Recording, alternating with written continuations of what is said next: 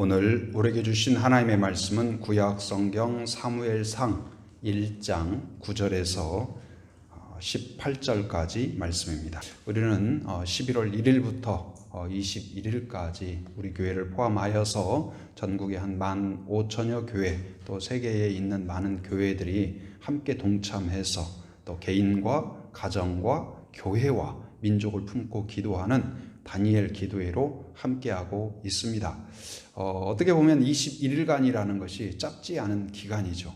그런데 또 그냥 벌써 지금 기간이 많이 간 것 같아요. 그리고 하루하루 매일매일 어떤 말씀을 주실까, 또 강사 목사님, 또 선교사님, 또 성도님들을 통하여서, 그리고 또 찬양을 통하여서 얼마나 큰 은혜가 있는지. 어제도 그 찬양을 하는데 찬양 시작부터 아직 가사도 시작되지 않은데 막 반주가 처음 딱 들어가는데 막 가슴에서 빵 터지는 것처럼 얼마나 막 그냥 가슴이 뜨거워지든지. 그리고 참 뭐랄까, 하나님 앞에서 이렇게 하나님을 만나고 느끼고 경험할 때 몸은 조금 피곤해도 그게 우리의 힘이라는 것이 꼭 체력에서만 오는 것은 아닌 것 같아요. 마음이 어떠냐, 마음의 평안이 있느냐, 아니면 또 영적인 힘, 영력이 있는 그런 상태.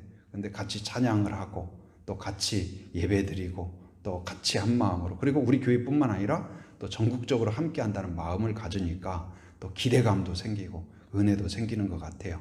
그래서 참 너무나 큰 은혜 가운데 있는데요. 오늘도 그 다니엘의 기도처럼 한나의 기도를 살펴보면서 우리의 기도 생활, 그리고 하나님과의 나와의 관계, 그리고 하나님이 어떤 은혜를 주시는가를 다시 한번 마음에 새기고 우리도 결단하고 또 기도에 결심하는 그런 기회가 되기를 바랍니다.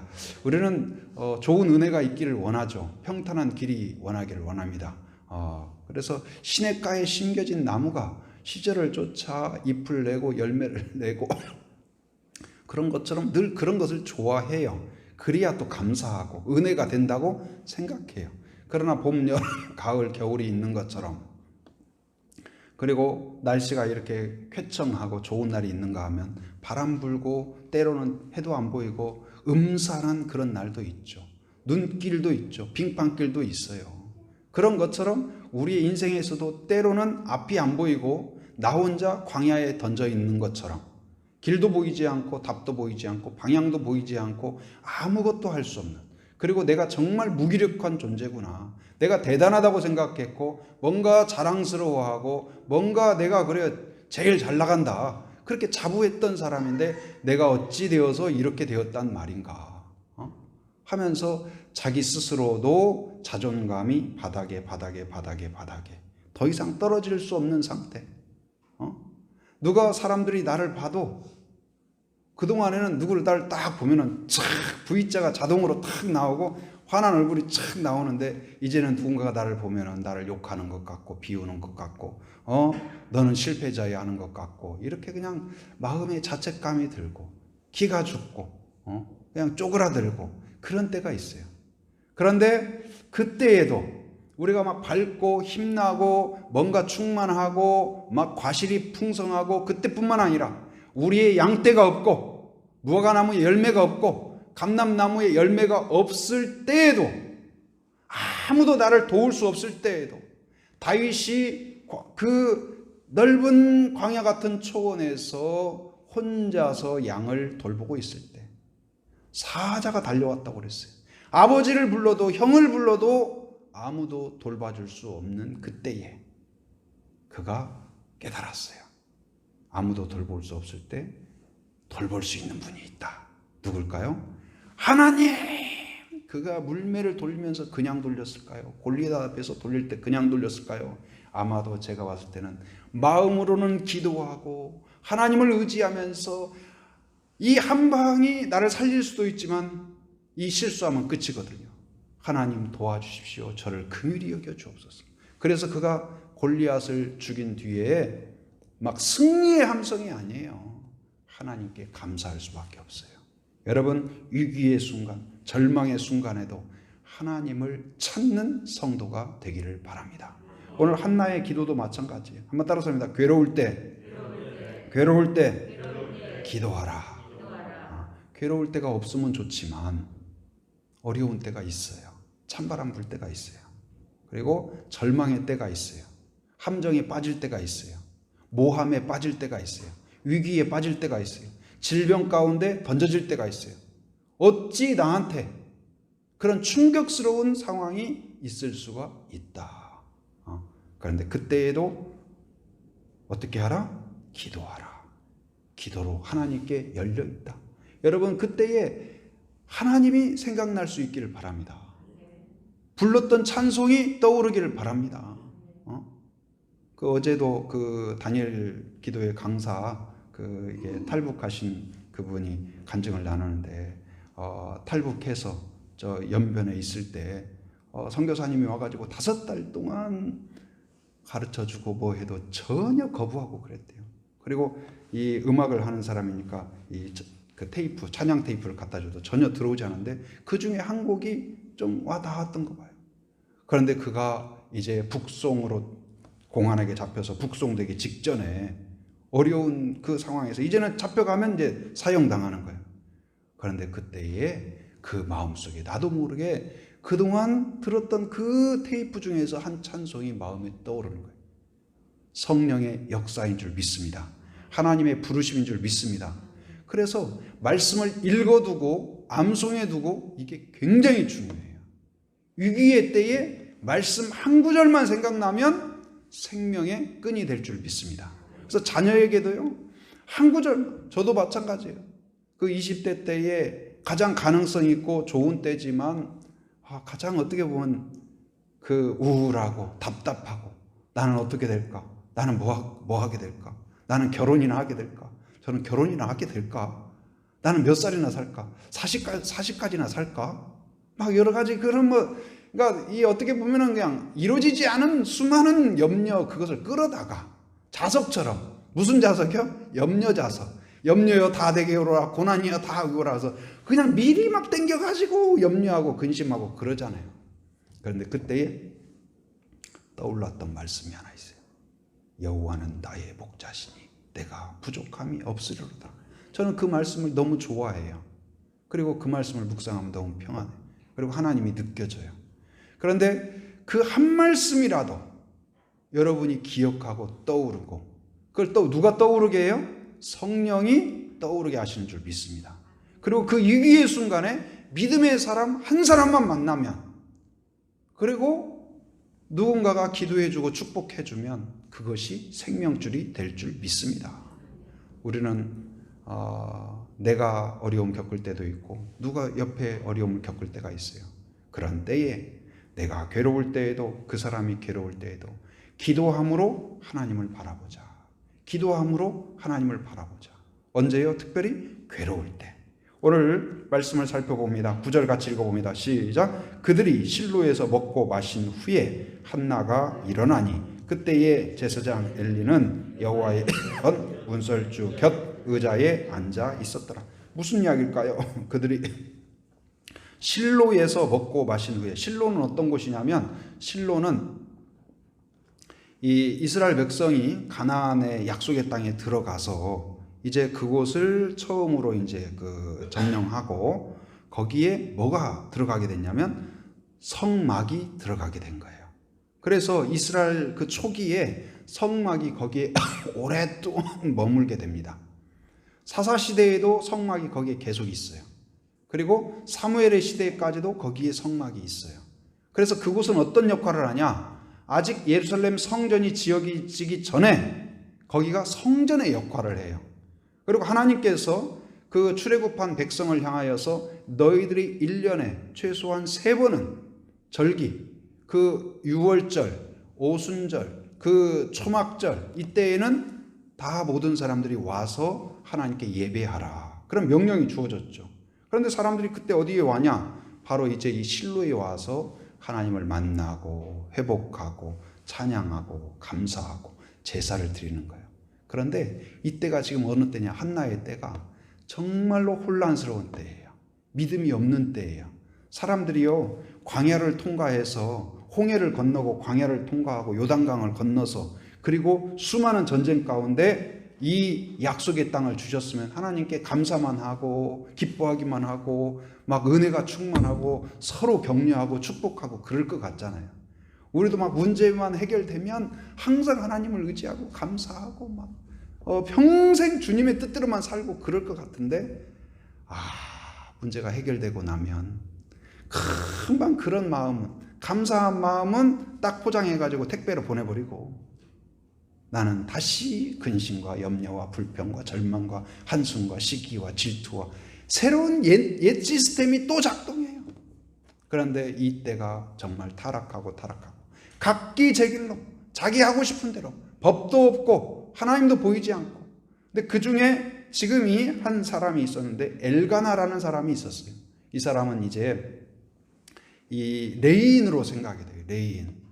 그런데도 그가 이 1년에 3번씩 온 것도 아니고 더 자주 온 것도 아니고 바로 이제 지금 1년에 한 번 정도 와서 제사를 드리는 것 같아요.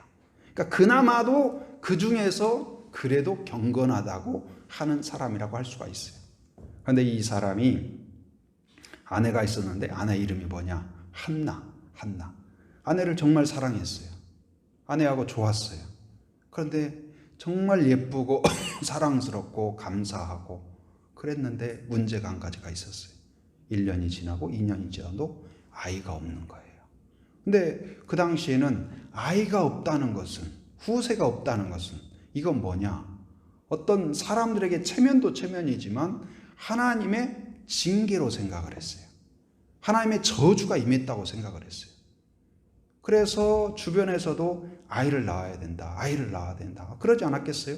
그러다 보니까 사랑하는 아내가 있지만 미안하지만 어떻게 해요? 또 다른 아내를 또 얻은 거예요. 그게 누구냐? 분인나라는 새로운 아내를 얻었어요. 그런데 이 분인나는 결혼해서 조금 있으니까 무슨 소리야? 아기를 낳은 거예요. 그러다 보니까 이제 우리나라 그 왕실에서도 부인이 둘, 셋 되다 보면 거기에서 암투가 있고 내 아들을 세우려고 하고 아이를 못 낳게 하려고 하고 서로 그냥 막 짓누르고 그런 피비린내 나는 역사가 있지 않습니까? 그런데 이 가정에서 그런 일이 벌어진 거예요. 누가요? 늦게 온 분인나가 처음에는 그냥 그 한나에게 형님 저 잘 부탁드려요 그랬는데 아이를 딱 낳고 나니까 판세가 바뀌었어요.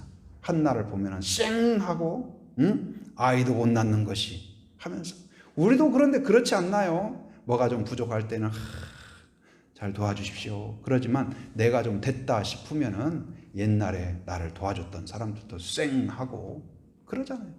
그런데 그런 가운데에서 지금 어느 날 그들이 제사를 드리러 실로에 갔어요. 근데 이 제사는 이제 제사가 막 하나님께 다 태워드리는 그런 번제가 있는가 하면 이제 화목제 같은 경우에는 제사를 드리고 제물을 나눠 먹어요. 제사장 몫으로 드리고 나머지를 가족과 제사 드린 사람들이 나눠 먹어요. 그래서 여기에 보면 9절에 보면 그들이 실로에서 먹고 마신 후에 그런 거예요. 이건 무슨 어디 가서 식당에 가고 레스토랑에 간 게 아니고 제사를 드린 후에 그들이 기쁨으로 감사함으로 그 음식을 나누면서 서로 교제하고 축복하고. 그러니까 우리 교회도 지금 이제 코로나 때문에 식사를 못 하는데 이 식사가 굉장히 중요해요. 예수님도 같이 식사를 늘 하셨잖아요. 그래서 성경에서 같이 식사한다는 것은 무슨 의미냐면 이 너와 내가 더불어 먹으리라 그랬잖아요. 먹는 게 굉장히 중요시했어요. 예수님이 식탐이 있어서가 아니라 식사를 같이 한다는 건 뭐예요? 친구가 된다는 거예요. 하나가 된다는 말이에요. 그러니까 식탁 교제가 중요하죠. 그런데 이들이 이제 교제하면서 하나님과 하나 되고 서로 안에서 다시 가족들이 제사한 사람들이 결속하는 그런 거예요. 그런데 이 식탁 자리에서도 지금까지 이곳까지 오는 동안에 제사 드리는 가운데 이 분인나가 한나를 끊임없이 조롱해요. 왜? 나는 있는데 너는 없거든. 그리고 나는 아들이 있는데 너는 없어. 그러니까 그걸로 격분시키고 조롱했다고. 거기 7절에 보면 7절 한번 읽어볼까요? 시작. 매년 한나가 여호와의 집에 올라갈 때마다 남편이 그 아지함에 분인나가 그를 격분시키므로 그가 울고 먹지 아니하니. 그냥 긁어요. 긁는 것도 살살 긁는 게 아니고 아주 그냥 날카로운 걸로 예리하게 찔러 그냥. 응?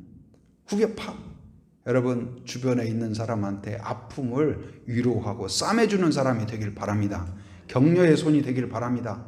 분인나처럼 내가 좀 있다 싶은 거 가지고 상대방의 그 약점을 공격하고 어디 약점 없나. 세상은 어때요? 다른 사람을 짓밟아야 이긴다고 생각해요. 꺾어야 성공한다고 생각해요. 그러나 하나님의 나라는, 하나님의 그 공동체는 어때요? 강한 자가, 내가 강함이 있다면, 은사가 있다면, 능력이 있다면 뭐 하라는 거예요? 은사로 섬기라. 제가 그 말씀드렸잖아요. 목사 안수 받고 첫 번째 이제 그 안수 받은 이제 그 교회에서 그 축도를 하게 해요. 이제 축도하고 딱 나왔어요.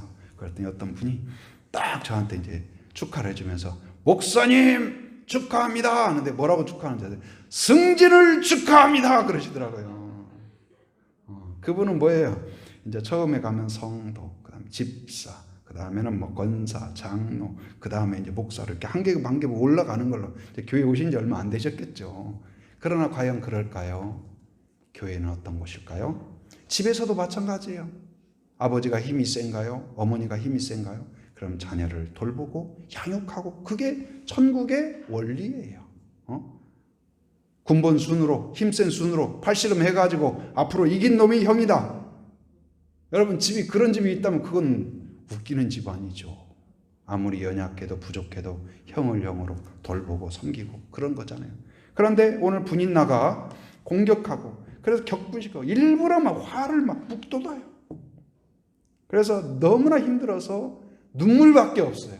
지금 아이를 못 가진 것 때문에, 그리고 이것이 하나님의 징계가 아닐까, 그런 수치심, 두려움, 염려, 불안, 사람들이 말하지 않아도 사람들 앞에 나아가는 것도 대인 기피증, 그런 가운데 있는데 가장 옆에서 어쩌면 내 형편을 알고 위로해야 할 만한 사람이 나를 후벼파고 공격하고 끊임없이 짓밟고, 그런 가운데에서 먹을 것이, 그날은 먹을 것이 풍성해요. 제사 음식이. 저도 어렸을 때 그 이제 시골에 살 때는, 도시는 잘 모르겠지만 시골 같은 경우는 어때요? 옆집에 누가 제사가 있다, 옆집에 무슨 뭐 행사가 있다, 그럼 어떻게 하냐, 뭐 기름 냄새가 나잖아요. 그럼 그 집만 기름 냄새가 나는 것이 아니라 그것이 딱 정리되고 나면은 아이들이 어떻게 해요? 쟁반에다가 뭐 이것저것 해서 싹 돌아요. 저도 우리 집에 무슨 일이 있으면 성은아, 어머니가 부르면 네 하면은 쟁반에 담아요. 여기 누구 갖다 드려라. 갔다 오면 또 2번, 3번, 4번. 그래서 계속 돌아요. 가면 이제 사람들이 어이구 왔구나 하면서 맛있는 거 가지고 왔네 하면서 저 칭찬해주고 축복해주고. 근데 이날 이렇게 풍성한데도, 맛있는 것이 많은데도 한나에게는 전혀 입맛이 없었어요. 너무나 속이 상했어요. 아무 입맛이 없고. 여러분 그런 때가 있잖아요. 정말로 먹고 싶지도 않고 살고 싶지도 않고 사람들 앞에 가고 싶지도 않고 내가 정말 쓰러져서 아무것도 할 수 없는 것 같던 그때에 어떻게 해야 될까? 그리고 나를 모욕하고 모함하는 그 사람, 막 분노가 치밀어요. 죽이고 싶어요. 가만두고 싶지 않아요. 내가 그냥 가만히 있다가도 그것만 생각하면 그 사람을 내가 가만둘 수 없는 막 그런 생각이 떠오를 때, 나를 충동하는, 네가 바보냐? 왜 당하냐? 가서 그냥 쿡 어떻게 해버려. 막 내 안에서 누가 그렇게 막 충동해요? 화끈하게, 까짓것, 남자답게 막 우리를 충동해요. 누가요? 사람들이 그렇게 충동하고 마귀가 충동해요. 그러나 그 음성이 아니라 오늘 한나는 어떻게 했을까요? 한나의 선택은 어떻게 했을까요? 슬프고 좌절되고 수치감 느껴지고 절망스럽고 분노가 치밀고, 그때에 분인나를 찾아가서 갑자기 자고 있는 분인나 머리채를 잡고 흔들면서 한번 화를 풀어보고 싶은 마음이 있었겠지만 그렇게 한 것이 아니라, 그리고 복수로, 안갚음으로. 왜냐하면 남편이 자기를 굉장히 지지했거든요. 남편하고 한편 먹고 분인나를 모르는 사이에 뭔가 이렇게 그냥 안갚음을 하고 그럴 수도 있었을 거예요. 제가 어렸을 때 봤던 그 중국 영화, 요즘은 우리나라 영화가 뭐 대세지만 과거에는 우리나라 영화보다도 중국 영화, 중국 영화보다도 주로 홍콩 영화였죠. 그래서 우리는 항상 놀 때도 막 우리 이렇게 그래서 뭐 우리는 쥐권 보고 오면 다 쥐권이야. 요즘 뭐예요? 그 막 전 세계적으로 뭐 오징어 게임 그것이 유행이다 보니까 어디 막 프랑스에서도 딱지치기 하고 어디 저 영국에서도 달고나 막 하고 있고, 야, 세계상에 이런 날이 또 오는구나. 그런 우리나라의 그 놀이 문화가 이제 앞으로 전 세계를 또 휩쓰는 것 같다는 그런 생각이 들어요. 근데 그 취권이나 이런 영화의 주제는 매우 단순해요. 중국 영화의 주제는 여러분 보셨죠? 뭐예요? 처음에 어렸을 때 아버지가 상대편에 의해서 공격을 받아요. 그래서 아버지가 돌아가셔요. 돌아가시면서 종이 쪽지를 하나 줘요. 아들아, 이것을 가지고 찾아가거라. 그러면 이제 그거 쪽지 하나 들고 그 꼬마가 이제 들고 피해서 완전 누더기 있고 그걸 찾아가요. 그게 누구냐면 아버지의 친구. 그래서 아버지 그 친구가 그걸 돌봐줘요. 키워줘요. 양육해줘요. 그리고 무술을 단련시켜줘요. 그리고 무술을 배우는 이유가 딱 한 가지예요. 목적이 딱 한 가지예요. 뭐예요? 뭐예요? 복수예요. 복수. 내가 열심히 해야 되는 이유가 복수예요. 내 열정을 솟게 하는 것이 복수예요. 그러니까 우리의 열정을 돋는 그 땔감이 뭐냐? 두 가지가 있다고 생각이 돼요. 하나는 복수예요. 여러분이 막 복수심이 가득 차면 내가 저놈보다 앞서가리라 하면 막 공부도 열심히 합니다. 그래서 여러분이 자녀를 공부시키려면 한 가지는 막 충동을 해야 돼요. 막 복수심을 막 갖도록 막 해야 돼요. 내가 누구보다. 근데 세상은 그렇게 해요. 그런데 성경은 우리에게 또 하나의 땔감을 주셔요. 그게 뭘까요? 사랑이에요. 사랑이에요. 누군가를 사랑하면 주고 싶고 하고 싶고, 이제는 나에게 은사가 필요하다면, 나에게 힘이 필요하다면 무엇 때문에요? 하나님께 더 드리고 싶은 마음 때문에, 더 섬기고 싶은 마음 때문에. 왜요? 사랑하기 때문에. 사랑하는데 내가 능력이 없거든. 사랑하는데 내가 해결점이 없거든. 그래서 하나님께 요구하는 거예요. 그런데 그 가운데에서 한나가 복수가 아니라, 안갚음이 아니라, 좌절이 아니라, 절망이 아니라, 극단적인 선택이 아니라 어떻게 했어요? 그가 싸우지 않고 찌르지 않고 하던 대로 그 분인나가 하는 대로 대항하지 않고. 성경의 인물들 보면 어떻게 보면 좀 바보 같아요. 저 같아도 한 방 그냥 빡 먹이고. 왜요? 먼저 아내가 됐잖아요. 1순위잖아요. 서열도 지금 내가 위잖아요. 얼마든지 정정당당해. 그런데도 그가 어떻게 했을까요? 그 모든 것을 뒤로 하고 밥도 안 먹는 그런 가운데에서 10절 같이 읽어봅니다. 시작. 한나가 마음이 괴로워서 여호와께 기도하고 통곡하며. 마음이 괴로워서 술을 마시고, 이래야 문맥이 맞지 않나요? 마음이 괴로워서 원망하고, 마음이 괴로워서 한탄하고, 마음이 괴로워서 절망하고, 이래야 문맥이 맞을 것 같아요. 그런데 믿음의 사람은 마음이 괴로워도 기도하고. 할렐루야. 여러분 이럴 수 있길 바랍니다. 상황이 막히고 앞에가 막히고 뒤가 막히고 홍해가 막히고 뒤에 애굽 군대가 쫓아와도 여러분 무릎을 꿇을 수 있는 여유와 용기가 있기를 바랍니다. 한나가 그랬어요. 그 절망적인 순간에 괴로워서, 괴로움이 하나님을 등지고 하나님을 원망하게 할 수도 있지만 믿음의 사람들은 어떻게 했어요? 거기에서 괴로움이 오히려 걸림돌이 아니라 디딤돌로 하나님께 무릎 꿇는 기회가 됐어요. 우리는 문제를 안고 삽니다. 때때로. 그런데 그 문제가 오늘, 지금 한나가 그때는 몰랐지만 아이를 갖지 못한 그 원인이 무엇이었을까요? 6절 같이 읽어봅니다. 6절 같이 시작. 여호와께서 그에게 임신하지 못하게 하심으로. 거기까지만 읽겠습니다. 거기까지.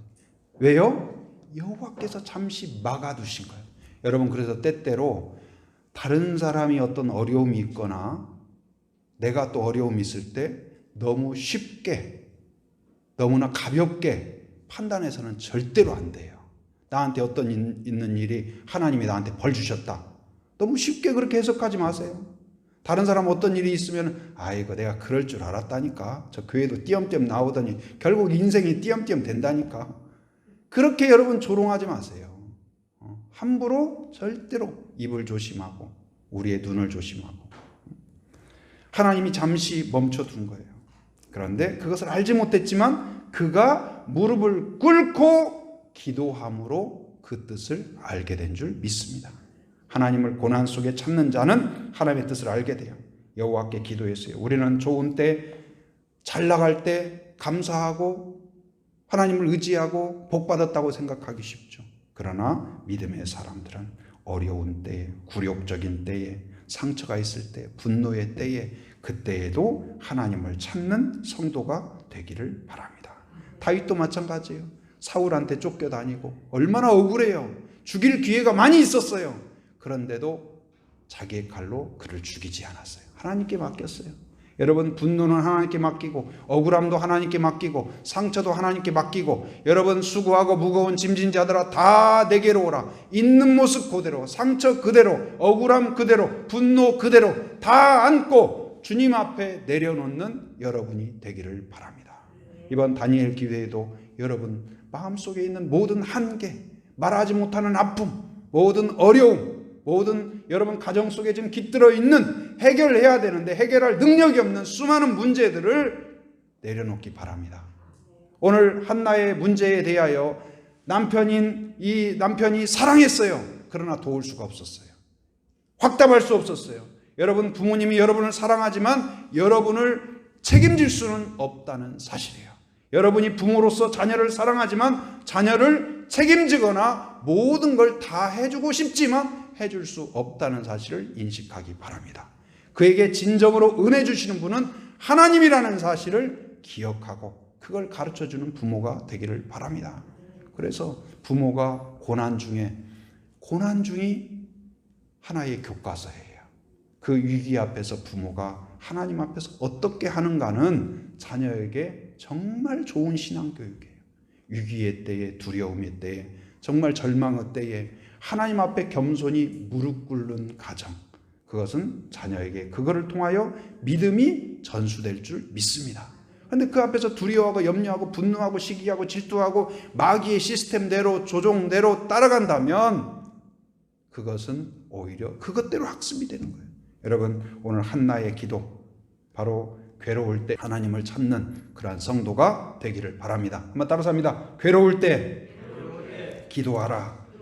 괴로울 때 기도하라. 두 번째는 무엇이냐? 드리기 위해 기도하라. 한번 따라서 합니다. 드리기 위해 구하라. 드리기 위해 구하라. 근데 우리가 이제 기도할 때, 기도는 보통 뭐라고 생각해요? 뭔가 하나님한테 뭘 얻는 거라고 생각해요. 뭔가 채우는 거라고 생각해요. 하나님이 내 분노를 해결해 주시는 거라고 생각해요. 한나가 하나님 앞에 가서 울분을 터뜨리면서 하나님, 분이 나 그 나쁜 것을 위어 뜯어 주시옵소서. 그래야 기도가 맞지 않나요? 여러분, 애들이 어디 가서 맞고 엄마한테 와가지고 아빠한테 와서, 아빠 우리 반에 그 나쁜 놈이 있는데 아빠가 가서 주먹 세잖아, 옛날에 권투했잖아, 옛날에 축구도 잘했잖아, 가서 축구공을 차버리듯이 뻥 차버리고 권투 선수처럼 날려버려가지고 3m, 5m, 10m 날려버려. 염려마, 아빠가 가서 다 해결할게. 그래가지고 그냥 교실 문 가가지고 그냥 가끔 무슨 뭐 영화 같은 거 보면 어때요? 그냥 그 부모가 찾아가서 막 선생님 막 흔들고 애 나와 해가지고 막 난리치고. 어쩌면 기도라는 것이 그렇게 생각하기 쉬워요. 우리의 울분, 우리의 억울함, 우리의 문제를 이야기하면 하나님이 그냥 우리 편 들어주시고 무조건 네 편, 그래서 그냥 해결해주고 우리의 분노를 갚아주고 그런 걸로. 물론 그런 것이 없지는 않아요. 그러나 그게 다는 아니라는 사실이에요. 오늘 한나의 기도의 특색 중에 하나가 무엇이냐? 거기에 보면 그 10절 보면 한나가 마음이 괴로워서 여호와께 기도하고, 어떻게 기도했어요? 통곡했다고 그랬어요. 통곡했다. 누구도 나를 도와줄 수 없습니다. 누구도 내 마음을 알 수 없습니다. 여러분, 하나님 앞에 천부의 의지 없어서, 여러분, 우리는 조금만 보험 들어놓은 것이, 보험이 한 개만 있으면 하나님 들어주시면 좋고요, 아니면 제가 빨리 가볼게요, 하나님 마음 없으면 빨리 이야기하세요. 그래서 이렇게 그 눈치를 봐요. 그러나 하나님은 우리에게 뭘 요구하실까요? 내가 너를 전적으로 사랑하듯이 나를 전적으로 의지해라. 믿음이란 무엇일까요? 99%가 아니에요. 100%예요. 온전한 믿음. 여러분, 하나님만 의지하는, 하나님만 바라보는 그런 믿음이 있기를 바랍니다. 오늘 한나가 통곡하며 기도하는 것은 남편도 들어줄 수 없고 누구도 해결할 수 없는 이 문제 가운데 주님을 의지합니다. 그런데 그가 하나님을 뭐라고 불러요? 바로 만군의 하나님으로. 11절에 보면은 이르되 만군의 여호와여. 만군의 여호와라는 말이요, 사무엘상에서 처음 나와요. 앞에서는 안 나오고. 근데 무슨 뜻이냐? 이스라엘의 군대를 다스리는 하나님, 천군 천사를 다스리는 하나님, 온 우주를 다스리는 하나님. 다른 말로 표현하면 창조의 하나님과 비슷하다고 할 수가 있어요. 모든 능력을 갖고 계신 하나님, 나를 창조하시고 그 하나님은 이 문제를 해결할 수 있는 분인 줄 믿습니다. 우리의 기도는요, 막 비나이다 비나이다, 지성이면 감천이다, 그 말 있죠. 막 정성을 많이 들이면 하늘이 감동한다. 그런데요, 그 말이 맞는 말 같기도 하지만 꼭 성경적이지 않아요. 우리가 막 정성만 들인다고 뭐가 되는 게 아니에요. 여러분, 하루방 앞에서 그냥 막 비나이다 비나이다 하고 고목나무 밑에서 비나이다 비다 3박 4일을 해도 하루방은 항상 그 표정이에요. 아무것도 들어줄 수가 없어요. 우리의 기도는 인격적이시고 능력이 있고 살아계신 하나님을 향하여 드리는 기도라는 사실을 여러분 깨닫기를 바랍니다. 우리가 간절히 기도하는 것도 중요하지만 중요한 건 뭐예요? 그의 능력과 긍휼히 여기심을 믿는 믿음으로 나아가야 돼요. 하나님은 사랑하신다, 들어주신다, 선하시다, 만군의 하나님이다. 그래서 우리가 기도할 때 그 찬양하며 나아가는 이유가 무엇일까요? 하나님이 어떤 분인가를 먼저 인식해야 돼요. 전능하신 하나님, 거룩하신 하나님, 능력이 많으신 은혜의 하나님. 여러분, 기도할 때 어떤 하나님으로 여러분에게 다가오십니까? 은혜가 많으신 하나님, 좋으신 하나님. 저는 좋으신 하나님이라는 말이 참 좋더라고요. 좋으신 하나님. 하나님의 뜻도 좋고 목적도 좋고 나를 향한 모든 것이 좋다고.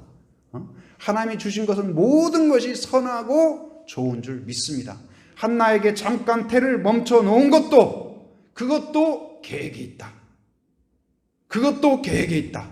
은혜가 있다. 여러분, 잠시 뭐가 잘 안 되는 것도 하나님의 은혜가 거기에 깃들어 있고 섭리가 깃들어 있음을 믿으시기 바랍니다. 그래서 절망하지 말고 오늘 그가 통곡하며 기도해. 저도 이 말씀을 읽으면서 내가 언제 통곡하며 기도해 보았나? 여러분, 언제 그렇게 통곡하며 기도해 보았나요? 제가 20대 때만 해도 막 하늘상 기도원 가가지고 막 기도하다 보면 진짜 창자가 끊어지는 것 같은 그런 느낌 겪어보셨어요? 막 정말 막 하고 그냥 막 뜨겁게 막 기도하다 보면 정말 막 그래서 제가 막 만져봤다니까요. 창자가 제대로 붙어 있나. 근데 어떻게 보면은 제가 이제 그 선교지 갔다 오고 선교지에서는 큰 소리로 찬양도 못하고 큰 소리로 예배를 못 드려요. 그다음에 항상 조용. 그러다 보니까 한국에 와가지고는 동성기도도 못하겠고 뭔가 막 항상 그랬던 것 같아요. 근데 요즘이나 되니까 이제 조금씩 이렇게 통성기도 하고 그러지. 막 들어갈 때는 사람들도 만나지도 못하고 약간 그냥 항상 저 사람이 날 감시하나. 그러니까 선교가 자유롭지 못한 나라에 있다 보니까 저도 모르게 막 그런 것들이 막 되더라고요. 근데 한나가 간절히 기도했어요. 간절히 기도할 뿐만 아니라 그가 또 어떻게 기도했을까요? 거기에 보면 몇 절입니까? 12절 같이 읽어봅니다. 시작. 그가 여호와 앞에 오래 기도하는 동안에 엘리가 그의 입을 주목한즉. 어떻게 기도했어요? 오래 기도했다.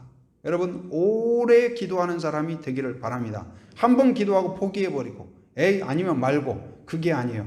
하나님 밖에는 길이 없다는 것을 믿을 때 포기할 수 없어요. 하나님 아니면 안 됩니다. 하나님 저를 도와주십시오. 긍휼히 여겨주십시오. 간절히 그리고 오래 기도했어요. 믿음으로 기도했다는 반증입니다. 그런데 그가 기도한 내용이 무엇일까요?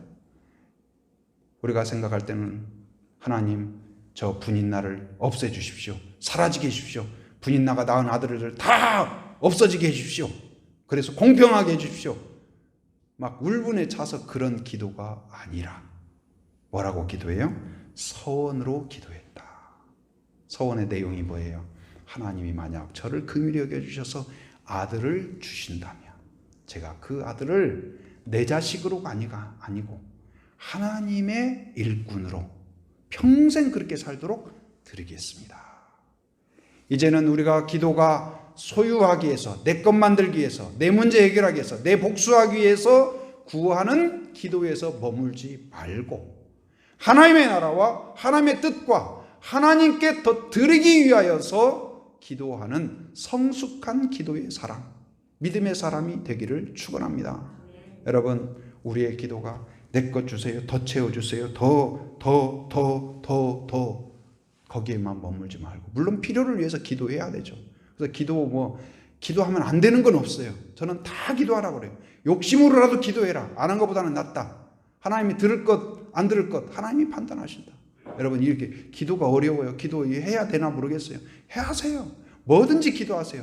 그러면 성령이 나중에는 기도를 바꿔주셔요. 처음부터 막 기도가 그 성령 따라서 하는 게 아니에요. 성령이 다듬어 주시고 세워주시고 고쳐주시고. 그런데 오늘 한나가 어때요? 하나님께 드리기 위해서. 여러분, 은사를 구하십시오.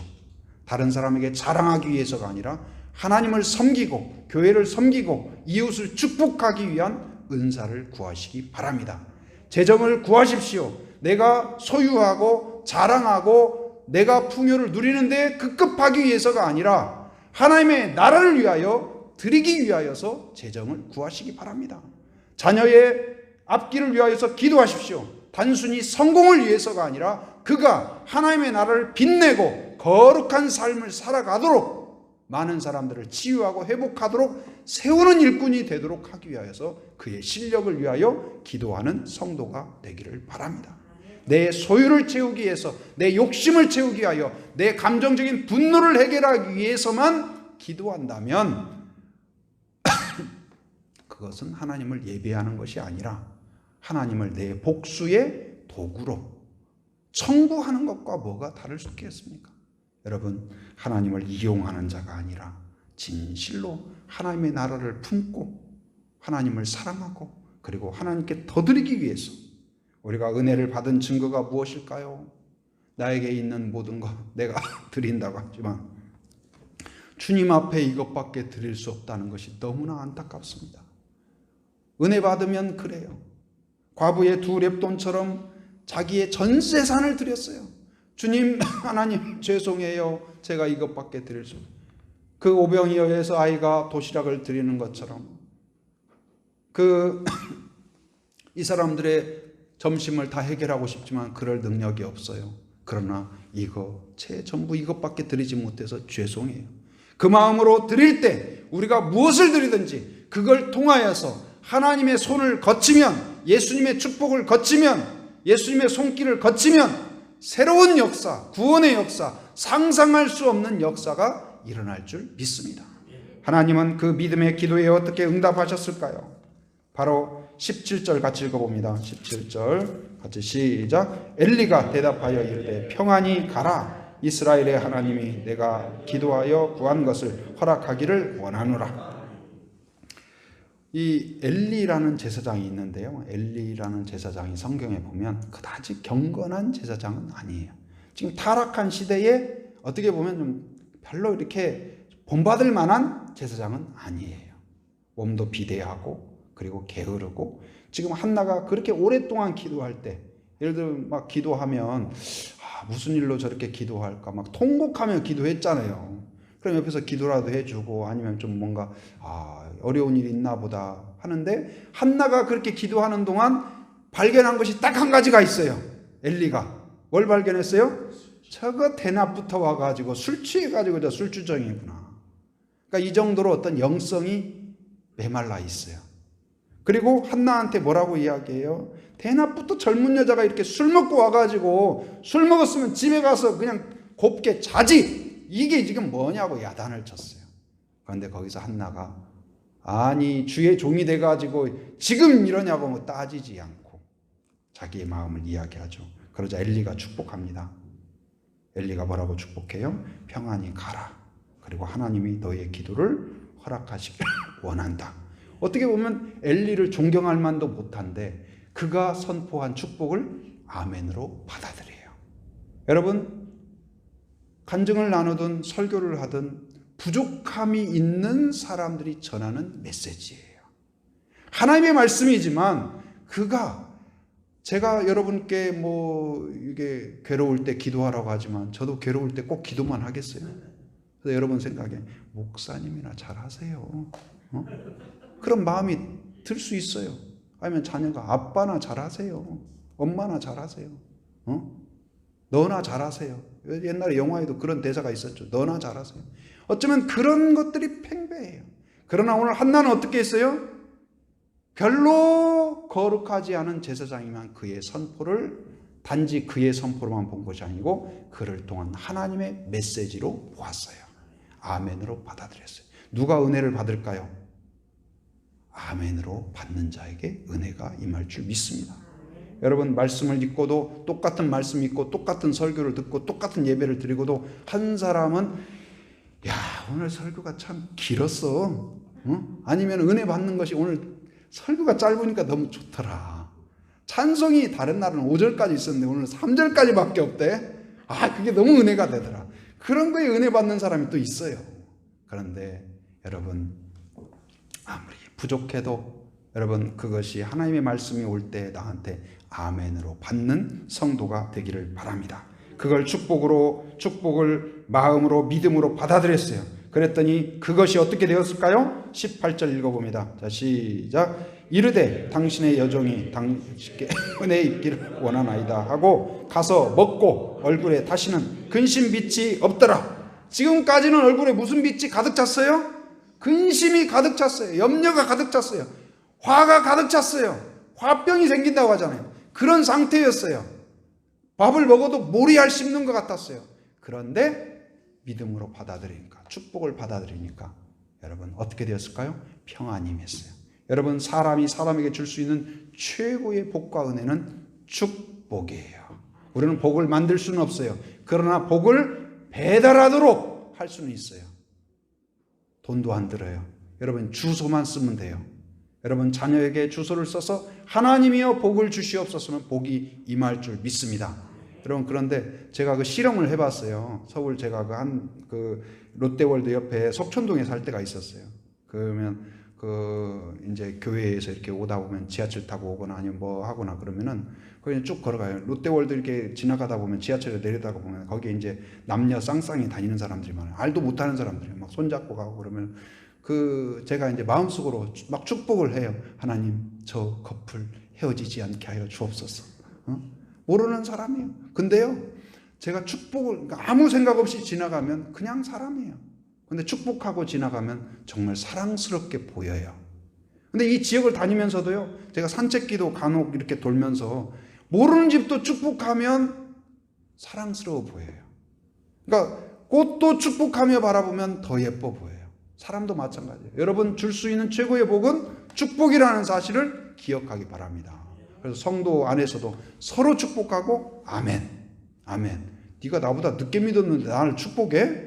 그게 아니에요. 어린아이라도 여러분 서로 기도하고 서로 축복하고, 여러분 가정도 마찬가지예요. 부모가 다른 거 많이 채워줄 수 있지만 그런 것은 잠시입니다. 그러나 축복의 유효기간은 내 생명이 떠난 뒤에도 영원해요. 여러분, 축복을 남기십시오. 축복하십시오. 그걸 아멘으로 받으시기 바랍니다. 그래서 결국은 어떻게 하셨어요? 20절에 보면 20절 같이 읽어봅니다. 시작. 한나가 임신하고 때가 이름에 아들을 낳아 사무엘이라 이름하였으니 이는 내가 여호와께 그를 구하였다 함이더라. 아들을 주셨습니다. 은혜를 주셨습니다. 뿐만 아니라 그가 결국은 어떻게 될까요? 바로 마지막 사사요, 그리고 최초의 선지자가 돼요. 할렐루야. 정말 훌륭한 지도자가 돼요. 한 지도자가 민족을 새롭게 합니다. 여러분, 한 사람이 바로 되면, 한 교회가 바로 되면 위대한 역사가 이루어져요. 그래서 늘 신앙과 인격과 실력을 갖춘 그런 인재가 나오게 하여 주옵소서 기도하잖아요. 그런데 여러분, 오늘 우리는 기도하는 것이, 한나가 기도한 것은 그냥 아들 하나 주십시오예요. 그런데 그걸 통하여서 그걸 잠시 막아놓다 기도하게 하시고 통곡하게 하시고 간절하게 하시고 하나님께 그런 일이 없었다면 하나님께 드리겠습니다 하겠어요? 그런데 그 가운데에서 바로 하나님께 드리겠습니다 헌신했을 때 하나님께 드려지면 하나님의 손길 안에서 위대한 역사가 이루어질 줄 믿습니다. 과부의 두렙돈도 그러고 오병이어도 그렇고 그 에스더가 죽으면 죽으리라 나의 생명을 드렸을 때 오히려 민족이 구출되는 역사가 이루어져요. 오늘도 마찬가지입니다. 하나님께 결단하는 걸 하나님이 기뻐하셔요. 여러분 기도할 때 주세요 주세요 주세요 주세요 거기서 끝나지 말고 여러분이 무엇을 위하여 구하는지를 생각해 보시기 바랍니다. 그리고 하나님께 내가 결단하는 이 다니엘 기도 기간 동안에 여러분이 다시 한번 하나님 앞에 서고 결단하는 기회가 되기를 바랍니다. 다니엘이 완성하기 전에 결단한 것만으로 하나님이 복을 주셨어요. 여러분 작심 3일 괜찮아요. 오늘 결단하고 3일 뒤에 못하고 괜찮아요. 오늘 그래도 그 결단을 귀하게 여기신다는 사실을 믿으시기 바랍니다. 저도 그 다니엘 기도의 그 내용 중에서 지난번에 이제 그 세 가지 노트 기억나세요? 그래서 이제 첫째는 무슨 노트? 기도 노트. 그래서 기도할 때 그냥 생각으로만 하지 말고 적으면서 기도를 해라. 그래서 하나님을 높이는 기도, 그리고 구하는 기도, 중보 기도 그런 부분을 나눠 가지고 그걸 3년 동안 매일 했다. 그리고 두 번째는 무슨 노트예요? 말씀 노트. 말씀을 읽으면서 눈으로만 쓱 읽고 지나가지 말고 거기서 어떤 음성이 있고 깨달음이 있으면 그걸 메모를 해라. 세 번째는 무슨 노트? 예배 노트. 근데 오늘 보니까 적는 분이 별로 없으신 것 같아요. 예배 가운데 이렇게 적으라. 그래서 주보에 적지 말고 주보에 적고 주보 버리고 가더라. 그러니까 노트를 비싼 거 사서 거기에 적으라. 그래서 저도 그 말씀을 듣고 제가 그날 밤에 가서 12시가 넘도록 이제 그동안 제가 적이었던 걸 다시 살펴봤어요. 근데 제가 감사 노트도 쭉 적다가 이게 그래요. 뭘 하다가도 좋은 거 하다가도 무슨 일이 있어가지고 하루 빠지면은 하루만 빠지는 게 아니라 하루가 일주일 되고 그러다 흐지부지 되는 경우가 너무나 많아요. 근데 다시 도전이 필요해요. 제가 그래서 다시 도전을 듣고 그래 나도 다시 시작한다. 다시 격려받는다. 철이 철을 날카롭게 하듯 서로가 서로를 도전을 주는 거예요. 여러분 결단하시기 바랍니다. 그래서 결단하고 하나님 앞에 내가 이렇게 살겠다. 예배를 온전히 드리겠다. 그리고 내가 기도를 이렇게 하겠다. 그분은 하루에 1시간씩 기도하겠다고 그랬잖아요. 내가 한번 이렇게 하겠습니다. 여러분 뭐든지 작은 것이라도 여러분의 있는 것으로 하나님 앞에 하나님의 나라를 위하여서 경건을 위하여서 헌신하고 결단하면 내가 그걸 통하여서 상상할 수 없는 하나님의 은혜와 복과 하나님의 계획이 담길 줄 믿습니다. 하나님을 이용하는 사람이 아니라 하나님을 섬기기 위하여 하나님의 계획과 뜻을 섬기기 위하여 구하는 한나의 기도가 여러분의 기도와 또한 은혜와 축복이 되기를 주님의 이름으로 축원합니다. 은혜가 충만하신 하나님 감사합니다. 오늘도 주일을 맞아 저희들을 초청하여 주시고 예배 가운데 나오게 하신 것 감사합니다.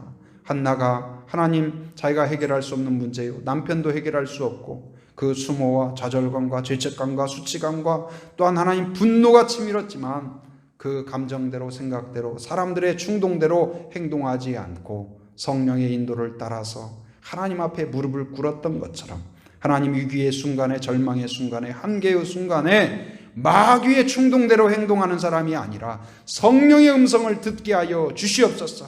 기도에 무릎을 꿇을 때 성령의 역사가 임할 줄 믿습니다. 한나처럼 무릎을 꿇게 하여 주시옵소서. 나를 위하여 가정을 위하여 교회를 위하여서 하나님 아버지여 주님 자녀를 위하여서 무릎을 꿇는 자가 되게 하여 주시옵소서. 통곡하며 기도했고 오래 기도했던 것처럼 간절함으로 절대적인 믿음으로 하나님만 가능합니다 하는 믿음으로 나아가게 하여 주시옵소서. 이제는 하나님 사람들 앞에 보이기 위하여 더 채우기 위하여서 더 올라가기 위하여서 보란듯이 보여주고 싶어서 복수하기 위해서 구하는 정도가 아니라 한나처럼 오직 하나님의 영광을 위하여서 하나님께 드리기 위하여 섬기기 위하여 헌신하기 위하여 거룩한 교회 되기 위하여서 구하는 자가 되게 하여 주시옵소서. 나에게 있는 모든 은사가 능력이 시간이 재정이 생명이 하나님께 드려지도록 결단하는 저희들 되기를 원합니다. 믿음의 성경에 있는 믿음의 사람들처럼 내게 주신 것을 하나님 앞에 드리기로 결단하게 하시고 거룩하게 살기로 결단하게 하시고 예배 가운데 온전하게 드리기로 결단하는 저희들 되게 하여 주시옵소서. 자녀를 믿음으로 양육하기로 결단하게 하시고 축복하게 하시고 믿음으로 살기로 결단하는 저희들 되게 하여 주시옵소서. 한나에게 복을 주신 것처럼 그 결단한 사람마다 헌신한 사람마다 한없는 은혜로 채워 주시옵소서. 오늘 하나님 예배 가운데 나오며 저희들 마음을 담아 정성을 담아 예물을 또한 함께 올려드립니다. 우리의 주인 되시고 주관자 되시는 하나님을 기억하며 11조를 구별하여 올려드립니다. 또한 우리에게 베풀어 주신 은혜가 얼마나 크고 놀라운가를 기억하며 감사의 예물을 하나님께 올려드립니다. 주일의 기쁨, 우리를 승리케 하신 그 기쁨을 바라보며 부활하신 주님을 바라보며 주일 헌금으로 올려드리오니 또한 각종 예물을 올려드립니다. 하나님이 흠양하여 주시옵소서. 하나님이 받으시고 그 손길마다 마음마다 가정마다 또한 일터마다 하나님께서 하늘의 복으로 땅의 복으로 채워 주시옵소서. 특별히 하나님 이 질병 가운데 여러 가지 고통당하는 자들이 있습니다.